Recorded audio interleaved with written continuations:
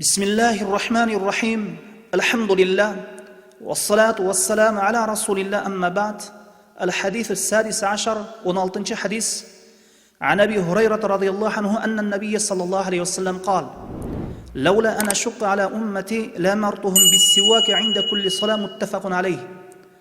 Абу Хурайра радиаллаху анхудан риwayat кылынган хадисте чындыгында Аллахтын элчиси саллаллаху алейхи вассалам айтты: эгер үммөтүмө машакат кылып коюуну ойлоп огонумда, аларга ар бир намазда мисвак колдонууга буйрган болор элем.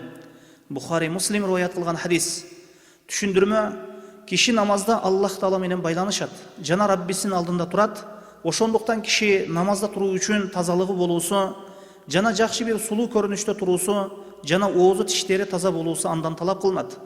Пайгамбар саллаллаху алейхи вассалам бул хадисинде эгер үммөтүнө же адамдарга оор келбегенде, машакаты болбогондо, аларды ар бир намазда мисвак колдонууга буйрат элем деп айтты. Аларга кайсы намаз болбосун мисвак колдонуунун машакаты болбогондо, мисвакты важип кылмакмын дегендей. Бул албетте Пайгамбар саллаллаху алейхи вассалам намазда пенде Раббисине жолугушууда ооз тиштерин таза кылып туруусуна кызыктырды. Мисвак бул арак дарагынын жумшак бутактары. Бул дарактын бутактары ушундай тиштерди, оозду тазалоодо колдонулат. Мисвак оозду тазалап жагымсыз жыттарды кетирет. Жана Пайгамбар саллаллаху алейхи вассалам үммөтүнө динде жакшылыкты, мындайча айтканда жеңилдикти каалады. Пайгамбарыбыз саллаллаху алейхи вассалам бир хадисинде айткан: "Ас-сиваку матхаратун лил-фам, мардатун лир-рабб."